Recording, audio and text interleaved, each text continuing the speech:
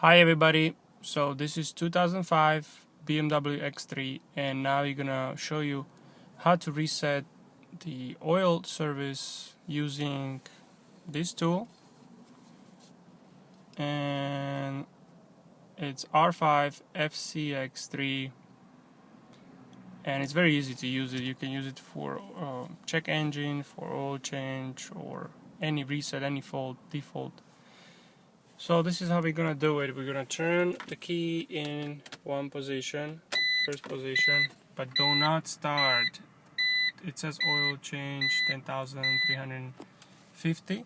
Now we put the other end to the OBD that's down here.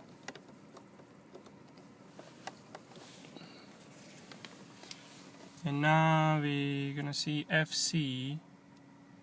That means faulty code. That's what we don't need. We need to go to select. That's CE, that's check engine. And now this is what we need to reset. It's oil. I just changed oil, so we need to go hit O. It counts to 2. And now it's reset. Now we can take this all out and we're gonna turn the key off and turn it back on.